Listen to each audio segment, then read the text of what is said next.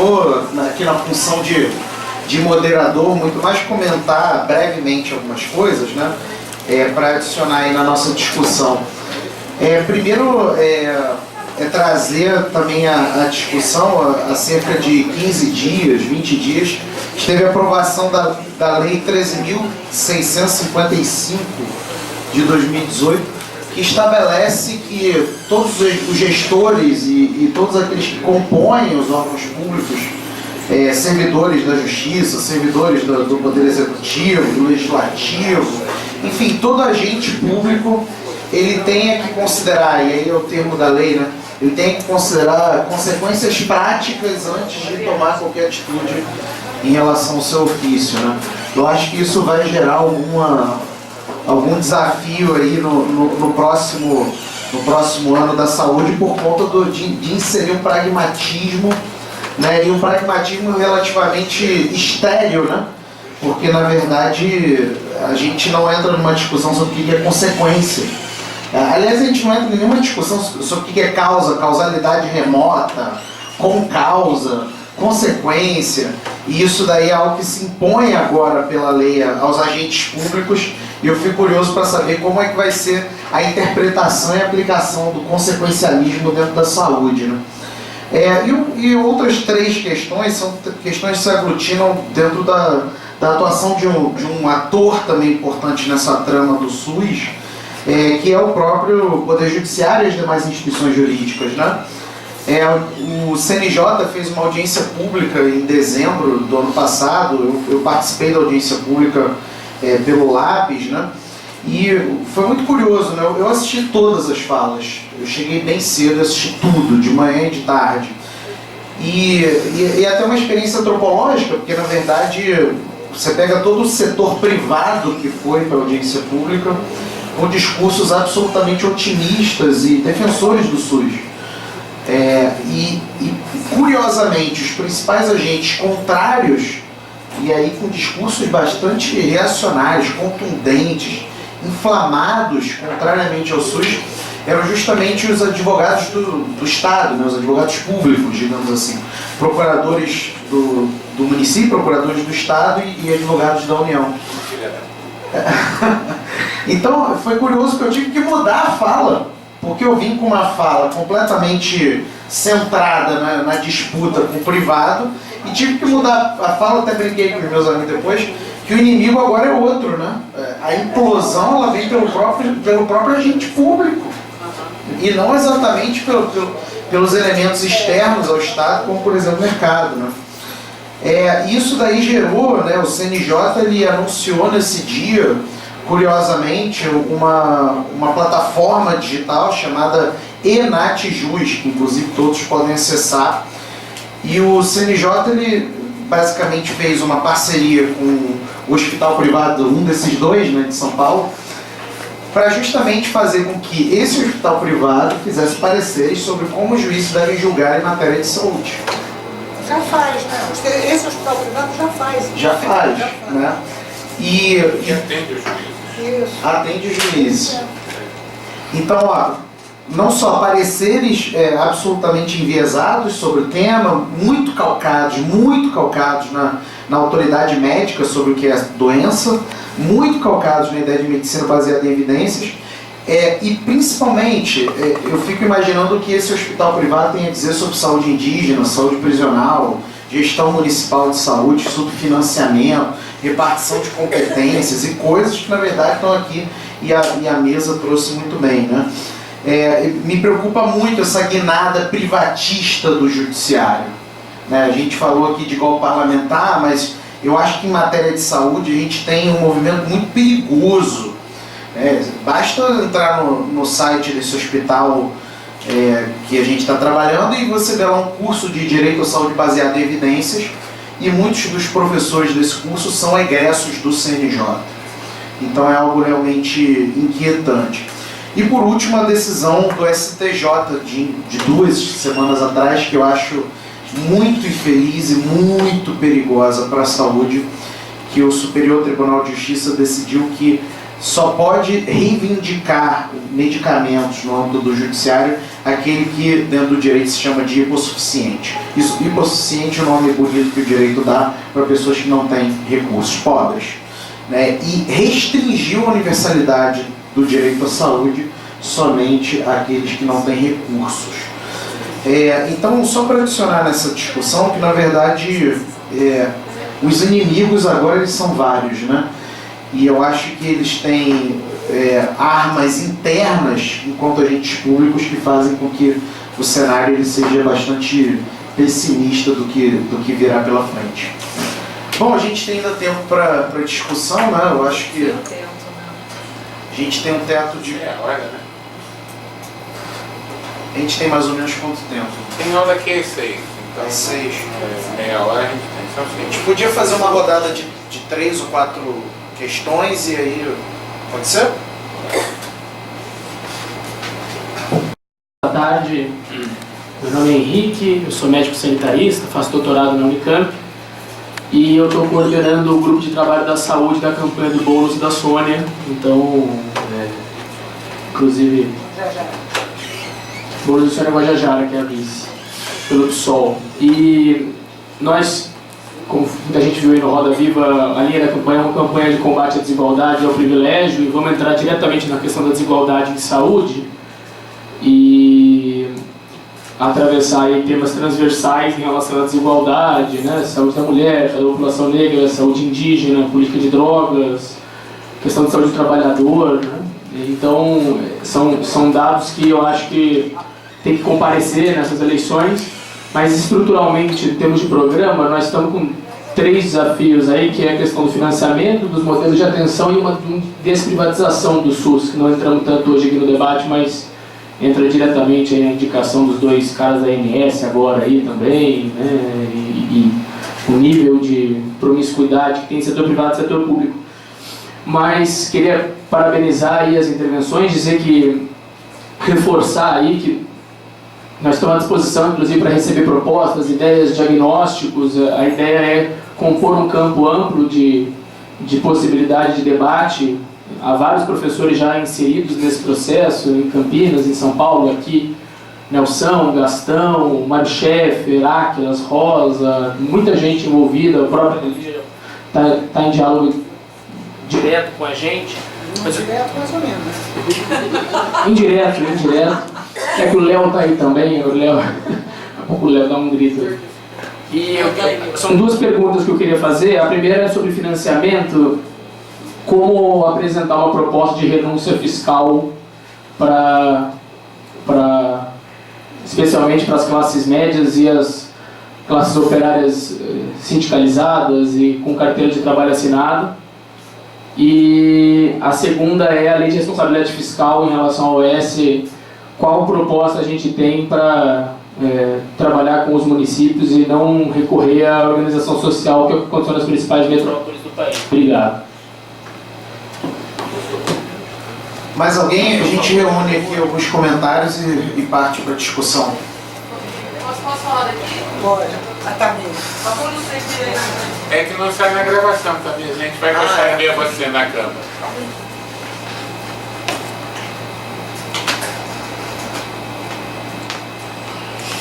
Boa tarde, eu me chamo Tamir, sou estudante do mestrado no primeiro ano, aqui no IMS. Queria perguntar, na verdade, a respeito do que o Dada trouxe, né, da articulação entre a nossa produção e as necessidades urgentes que a gente tem. E aí, isso me tocou muito, porque eu estou no primeiro ano do mestrado e o histórico de escolher um objeto foi inquietante para mim.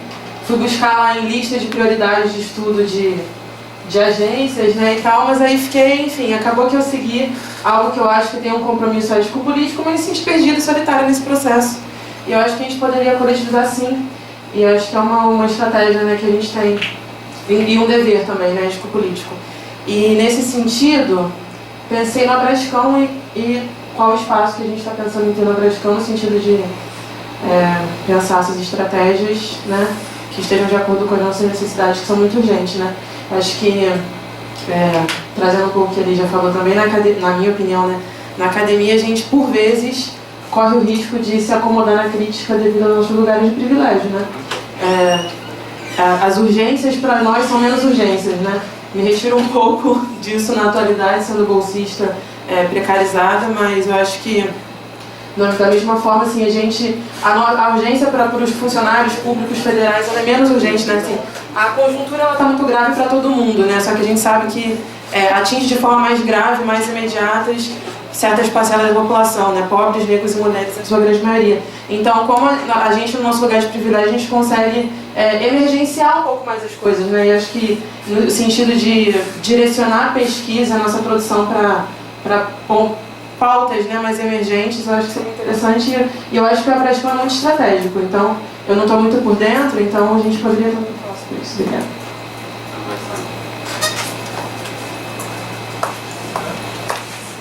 Na realidade não é uma pergunta para a mesa, mas é respondendo ao que a Camila falou.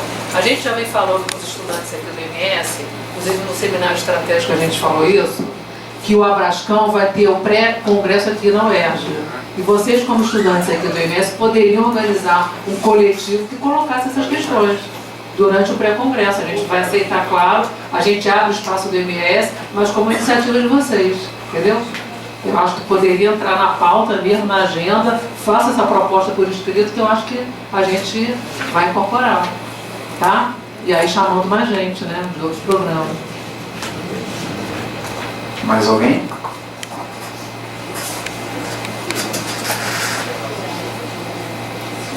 Aí, se não tiver mais ninguém, a gente encerra para poder circular novamente. Boa tarde, meu nome é Ronaldo Gomes, eu sou mestre em políticas públicas, especialista em gestão de saúde da Secretaria de Estado de Saúde, e gostaria de registrar aqui um aspecto que entre os muitos importantes que, claro, levantaram aqui, mas que o Dadá mencionou e que eu entendo, eu entendo, como outras pessoas também entendem, que é talvez a questão mais central do ponto de vista da sobrevivência do SUS, do desenvolvimento do SUS ou da destruição do SUS, que é essa estrutura de organização, e essa é uma questão que não é organizacional, é uma questão política, estratégica, fundamental. É essa organização do SUS, né, totalmente baseada nesse federalismo municipalista brasileiro. Né, porque isso permite, com a autonomia política dos entes federativos, isso fez com que nos 30 anos do SUS, cada presidente, cada governador, cada prefeito criasse e recriasse o seu próprio SUS. Na verdade, então, você tem milhares de SUS totalmente desintegrados, totalmente carentes, totalmente inviabilizados. Se puder pegar aquele ali. Você tem milhares de SUS, né, milhares de sistemas únicos, totalmente carentes, totalmente desintegrados, totalmente inviabilizados, e que são todos eles portas de entrada para outros graves problemas do SUS, como, por exemplo, a privatização, os problemas de financiamento, né, etc, etc, etc. Então, quer dizer, é só registrar isso, porque me parece absolutamente impressionante que a elite da esquerda da saúde não, de alguma maneira, por algum motivo, eu até acho que tem lá opiniões sobre isso, não consiga, vamos dizer, perceber como esta questão é absolutamente central. E ela é a fonte, na verdade, de penetração de todos os outros problemas do SUS, quer dizer, que é essa estrutura de organização federalista municipalista. Né? Eu queria apenas registrar isso. Podemos, então? Eu só quero dois ou três temas sobre Abrascam, né? Na verdade, você tem um problema organizacional de um congresso muito grande. Boa parte das definições de conteúdo já estão tomadas, né? E é claro, acho que particularmente no espaço do pré-congresso, pelo menos no Congresso de Planejamento em Natal, a gente conseguiu até a última hora aproveitar alguns espaços, inclusive com algumas propostas que vieram dos estudantes aqui do IMS. Esse é um congresso um pouco mais complicado pelo tamanho, né? Os prazos formais e a estrutura formal já acabaram. né? E é meio inevitável, né? Quer dizer, as pessoas que têm que buscar financiamento com o Congresso têm que ter confirmação dos trabalhos, das participações. Na verdade, já está bastante atrasada, como se você está num certo problema, por causa dessa interação que você tem entre a entidade que organiza o Congresso e a empresa que é contratada para dar o suporte operacional. Só para dar um exemplo, né, tem 8 grandes eixos temáticos e, obviamente, foi um trabalho brutal, porque a gente tinha 100, não é daqueles que a gente tinha aqui nas palestras e perto de 100. Não, nos trabalhos não, nos eixos e nas mesas redondas e palestras era perto de 100, não sei. Quer dizer, tinha uma cota, né? E a gente, Cris, o Sestemo da Bahia e eu estamos coordenando uma das áreas, e a gente teve um trabalho brutal para organizar, para dar alguns eixos, para botar em conjunto, né, essas coisas, e depois o software da empresa organiza em ordem alfabética. Então perdeu toda a classificação que a gente tinha. Está refazendo tudo agora. Aquelas cores que você botou, fazendo agrupamentos das coisas, né, das comunicações coordenadas e tal, para as comunicações serem interessantes.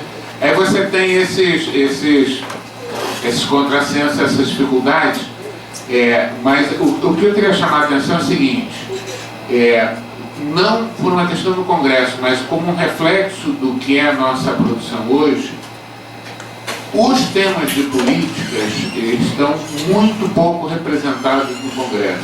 Certo? O Congresso teve 7.800 trabalhos submetidos, cerca de 5.300 trabalhos aprovados, né? No eixo que a gente coordena, que chama Estado, Mercado e Políticas Públicas, teve um total de 110 trabalhos, dos quais a gente aprovou 83. 1% do total submetido está num eixo que chama Estado, Mercado e Políticas Públicas, que inclui economia, financiamento,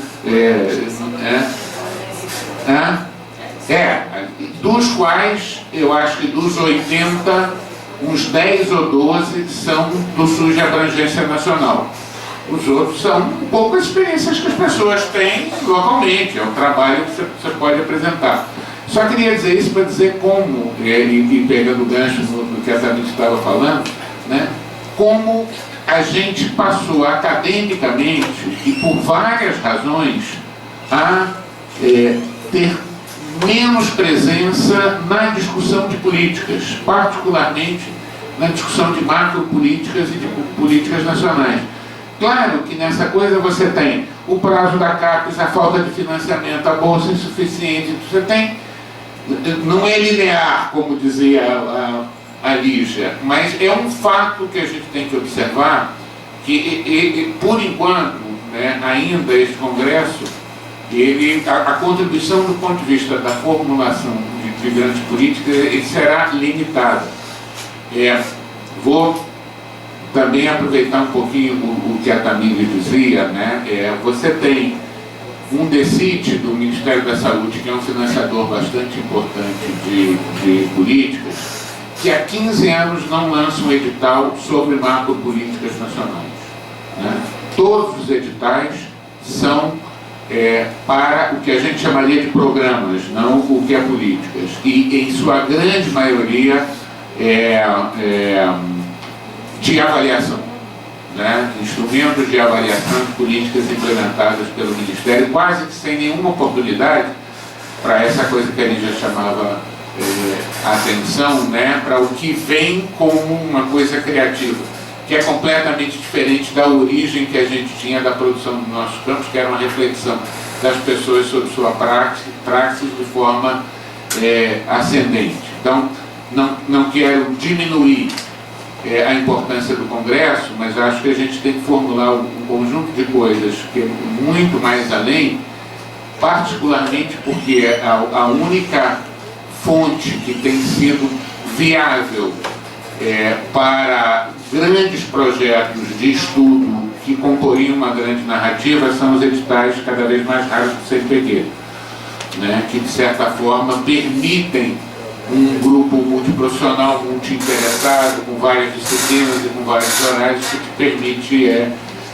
compor essa coisa. Assim que, pelo menos no caso da gente, acho que vale a pena essas instituições onde a gente tem alguma incidência, né, e encontrarmos mecanismos internos de incentivo, né, a um renascimento da reflexão da macropolítica, né, e das intervenções no setor saúde como um todo. Sobre a renúncia fiscal, olha só, não dá para falar só sobre saúde, gente. É isso que a gente está dizendo, não tem saída. A gente precisa saber o que os economistas que estão fazendo o programa estão pensando sobre isso. A renúncia fiscal não é na saúde. A renúncia fiscal é uma política econômica, uma política quase que macroeconômica na realidade. Foi uma política que ela vem sendo utilizada e a saúde tem uma importância enorme. Na realidade, tem uma maior parte da renúncia fiscal está na saúde, mas isso não vai ser visto assim. Entendeu? Então, ou para com a renúncia fiscal, como é que a gente vai lidar com a renúncia fiscal? Tem que ter uma política de estímulo à indústria, quais são os setores da economia que nós queremos, por exemplo, a Zona Franca de Manaus é um exemplo típico de renúncia fiscal. Se queria habitar, se queria levar o desenvolvimento para determinado lugar, e se fez renúncia fiscal na Zona Franca de Manaus. Mas qual vai ser a política? Não adianta a gente responder pela saúde. Como é que a gente faz na saúde? Por exemplo, tem aí lá, vamos tirar a renúncia fiscal de juízes, que os juízes são os filhos da mãe. Vai dar tudo errado, vai brigar com a classe média assim? Pra quê? Pra quê? A classe média é o inimigo? Veja, assim, como é que se resolve isso? Essa renúncia fiscal que eu estou falando aqui, ela é de empresa. Essa é na veia. Essa é a renúncia fiscal que nós temos. Agora nós nem sabemos quanto é essa. Nós nem sabemos quanto é essa. Como é que vai ser a proposta de tributária, etc, está envolvida com isso. Então, assim, na boa, assim, se vocês puderem ajudar a gente, você e Léo, não dá para conversar sobre saúde separado da política econômica. Não dá, olha só, chega. A gente bateu no teto, a gente foi até onde a gente pôde. Aí eu tenho proposta de renúncia fiscal, eu escrevo sobre isso, etc. Então eu não vou te falar, porque eu acho que vai dar tudo errado. Vai ser mais, olha só, eu fiz um último slide que eu não passei, cada homem uma proposta, cada mulher uma proposta, cada entidade uma proposta, não é um voto, é uma proposta, entendeu? Veja, isso não é democracia, né? Assim a gente não vai. Na realidade, a gente assim, está construindo a campanha do Freixo, foi assim, eu participei da campanha do Freixo. Foi uma porcaria de programa, uma confusão, filha da mãe. Por que você paga uma plataforma, cada um escreve lá o que quer, e na realidade o Freixo falou o que ele quis também, pronto. Ficou resolvido assim, todo mundo ficou furioso, porque cada homem, cada mulher uma proposta, depois as pessoas querem ver sua proposta. O candidato não fala, claro, com toda a razão, que vai para aquelas maluquices. Não é? Então é assim que a gente não pode, olha só, esse esforço eu acho que não é o que nós queremos fazer. Nós queremos fazer um esforço que eu acho que nós temos condições de fazer, que é um esforço além.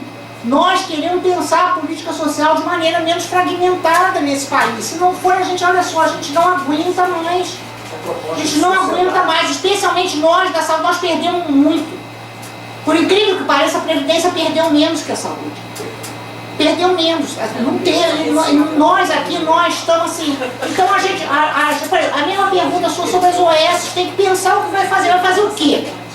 Vai propor igual o Fernando Haddad acabar com a OS, depois pedir desculpas, etc, porque não dá, assim, faz o quê? Vai propor o quê? Vai propor contratar as pessoas como elas querem ser contratadas, ganhando por 40 horas e trabalhando 20, como é que vai ser? Tem que pensar sobre isso, não é? Olha só, não é culpabilizar, não é identificar o inimigo aqui, acolá, etc, mas como é que a gente pensa isso de uma maneira mais integrada? Nós temos muitos especialistas, a gente tem especialista em forças de trabalho e saúde, a gente tem especialista em financiamento, a gente vai ter que reunir todo mundo junto, senão não dá, porque cada um vai acentuar um determinado aspecto, achar que aquilo é mais importante do que outra coisa qualquer, pode não ser, por exemplo, quer ver? Olha só, a gente não vai bater no setor privado, tá bem, não vamos, combinado assim.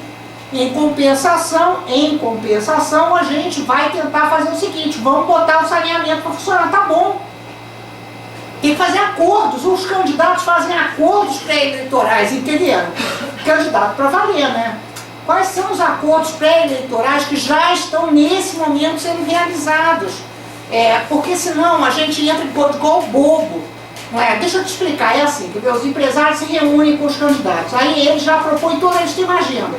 Renúncia fiscal, não pagar isso, não pagar aquilo, todos os candidatos concordam, então nós já entramos vendidos no processo. Entendeu? O que eu propus, assim, foi assim, leva a gente para a reunião. Não é para a gente ficar espionando, não, é para ter testemunha, para ter outro rito político, para ter ritos mais republicanos, etc. Então a gente precisa conversar sobre tudo isso.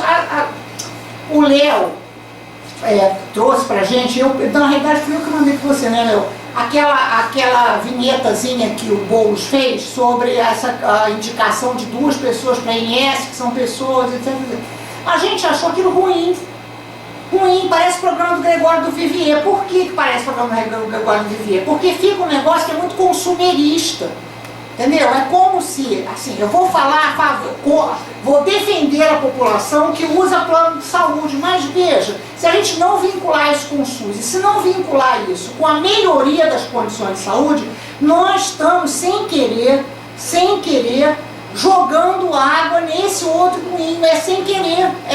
Todos nós fazemos isso o tempo todo. A gente corre um risco muito grande, quando a gente está muito no fio da navalha, a gente corre muito risco de cair para lá ou para cá, mas para a gente não cair, inclusive nós não caímos, o que eu estou propondo é que a gente se reúna, né, e que a gente crie condições de se reunir, porque senão vai ficar essa coisa sem gracíssima. Né? Claro, olha só, claro que a renúncia fiscal na saúde, ela tem que ter uma solução, mas ela só terá uma solução se as outras renúncias fiscais tiverem solução também. Como é que vai ser um país? Esse país vai ser um país sem renúncia fiscal? Ao que tudo indica, não. Os países têm renúncia fiscal, mas então quais são os critérios para a renúncia fiscal? Os critérios para a renúncia fiscal são os critérios que ampliam igualdade? Então, pode ser, gente, olha só, se uma empresa privada quiser atender lá no fim, vamos lá, em Chapuri, no Acre, a população, eu sou a favor de ter renúncia fiscal. Qual é o compromisso que vai ter, entendeu? Qual é o compromisso que vai ter? Nós temos, olha só, tem 2 maneiras de negociar. Uma é assim, eu proíbo. A outra eu estimulo, né? O que a gente vai fazer? A gente acha que está em que correlação de forças? A gente acha que está numa correlação de forças que a gente pode acabar com esse setor privado? Eu acho que não estamos. Acho que não estamos mesmo. Agora, nós podemos propor alternativas, inclusive nós podemos propor alternativas que caminhem para a universalização. Esse que é o exercício, não é para a gente não ficar com um programa que não tem, ele não fala com a população, né? Ele fica um programa assim que fala com a gente. Ele serve para brigar com o PT, serve para brigar, igual o pessoal aqui já queria brigar, porque eu falei do Boulos. A gente fica brigando entre nós, mas daí, brigar entre nós e nada, sinceramente, também não vamos avançar. Só a última coisa que eu queria conversar com você sobre o Poder Judiciário, o CNJ não é o Poder Judiciário, né? Eu acho que a gente não pode confundir o CNJ com o Poder Judiciário. O Poder Judiciário é muito mais complexo, você que entende desse assunto, mas eu diria que não são todos os juízes ou os advogados públicos, etc., que são conservadores, pelo contrário. A gente tem encontrado, assim, como o Dadá falou, o Ministério Público não é judiciário, mas a gente tem encontrado promotores, etc., magistrados e tal, muito favoráveis ao SUS. E aí a gente tem que entender isso também. Por exemplo, o Barroso chamou o Nelson para conversar. O ministro Barroso chamou o Nelson para conversar. O ministro Barroso é favorável ao SUS, ele pode ser o que ele for. Se ele for favorável ao SUS, é meu aliado, certo? Inclusive o professor da UERJ. É meu aliado, senão a gente, olha só, a gente vai ficar, totalmente alinhado, assim, num determinado bloquinho político, não é? Assim, as coisas não são assim na saúde. Tem liberal que é a favor do SUS e contra a universidade pública. Olha só, é a favor do, exatamente isso, é a favor do SUS, Exatamente isso, ele é totalmente a favor do SUS e completamente contra Porque ele não tem negócios na saúde, ele só tem negócios tudo na bem, mas olha educação. só, seja lá o que for, mas seja lá o que for, tá bom pra gente, não é? É. Porque nós, entre Claro, nós também temos, tá bom sim, sabe por quê? Tá bom sim, porque com a gente sozinho nós chegamos até aqui, né? E se a gente chegou até aqui não tá bom, né? Eu gostaria muito que meus netos, tataranetos, sei lá o que, vivessem num país melhor do que esse, que inclusive tivesse uma saúde. Tem a Costa Rica, tem um artigo do Stiglitz, que foi publicado no Valor de ontem, eu espero que todos vocês leiam. A Costa Rica, eu adoro a Costa Rica, por isso também, a Costa Rica está assim, acabou de eleger um presidente totalmente progressista, tem 30% do território completamente conservado, uma política ambiental de primeiríssima qualidade, uma política social de primeiríssima qualidade. Então não é porque não pode ser, porque não é impossível. Não é igual o presidente da Unimed dizendo que é impossível, né? Não tem exército, portanto não pode Pois fazer é, não tem intervenção. exército, a política social avançando, etc. Então acho que a gente tem que conversar um pouco as alternativas mesmo, entendeu? Continuidade de 70 anos. Agora, se você quiser falar depois como é que é a renúncia fiscal, a gente te fala também. Então, sei lá, não sei como é que a gente vai atuar nessas eleições. Eu estou tentando. Tributária, pessoal, não sei se nós os tributaristas, um grupo de economistas de esquerda acabou de propor um manifesto pela reforma tributária. Um grupo de economistas de esquerda acabou de lançar. Esse daqui É uma prefeito. Bem, um grupo de economistas de esquerda acabou de lançar um manifesto pela reforma tributária, ainda não tive a oportunidade de ver, mas eu acho que é um documento interessante, porque tem gente pensando sobre isso de uma forma mais integral. A gente tem que olhar se todas as questões são contempladas e tal, mas um grupo de pessoas bastante interessantes, especializadas nesse tema. Acho que vale a pena olhar. O Eduardo Faiani está envolvido, mais um monte de economistas. Deve estar na plataforma Política Social, e isso deve estar exposto na plataforma Política Social, porque eles têm sempre. Aliás, a plataforma Política Social é uma fonte riquíssima. Laura Tavares está coordenando. Não, Laura Carvalho. Laura Carvalho, eu sempre faço isso, Laura Carvalho. Enfim, essas pessoas estão envolvidas e a própria plataforma política social tem uma série de documentos sobre essa questão. São renúncias como desonerações, desoneração de folha, desoneração tributária, gasto tributário, e tem uma riqueza muito grande de material na plataforma política social e pessoas muito interessantes para conversar, que entendem muito desse assunto. É só um comentário em relação a isso. Bem, já está adiantando a hora de vai ter que só fazer um comentário sobre a questão federativa, que apareceu na fala de todo mundo, e a Lígia também puxou uma questão, porque o governador aqui não faz política, essa questão da orientação política não aparece. Tem uma questão do pacto federativo, como ele foi feito, como ele foi concretizado, que esvaziou o papel dos estados, né? Junto com o arroxo fiscal e tal, dos anos 90 em cima dos estados. O início da implantação do SUS, esses estados foram arrochados, fizeram um processo de reforma bastante destrutivo do ponto de vista da capacidade estatal no âmbito estadual, e o SUS também nesse nosso arranjo não foi delegado. Esse poder executivo federal associado à municipalização extrema, o que acontece? Poucos municípios têm uma capacidade de fazer política. Esse tipo de arranjo tem os seus prós e tem os seus contras, porque também esvaziou essa capacidade até de você fazer política, né? E aí, assim, alguns que defendem a desvinculação hoje em dia alegam, e isso argumentam isso, inclusive, do âmbito municipal, né? Claro que os estados já ficaram numa outra situação, ficaram disputando, a posteriori, ficaram disputando lugar com os municípios e de uma forma tardia. Então, esse é um problema sério também. Enfim. E fora isso, o último comentário, eu concordo com o que a Lígia falou, que a gente tem que casar, em relação a essa questão da agenda de pesquisas, né? A gente está vivendo realmente em muitas frentes. Isso é grave. Eu acho que a gente está vivendo em muitas frentes. E agora, com a situação do escasso financiamento, vai piorar, mas é um problema que antecede isso. Teve alguma coisa aí e os próprios estudos que a gente conduz das instituições, os alunos e tal, e os temas de interesse, são, em geral, muito fragmentados, muito política específica, muito processo específico, que são importantes também.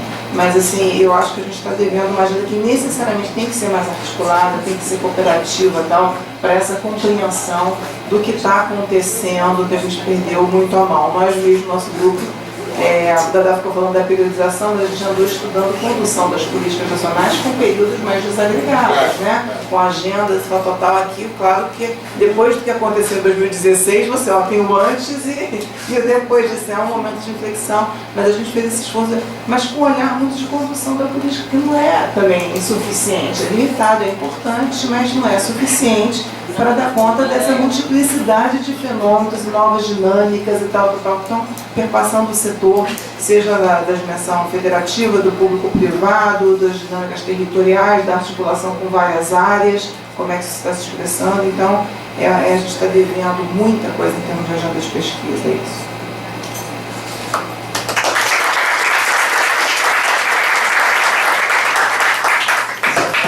Tá bom, gente.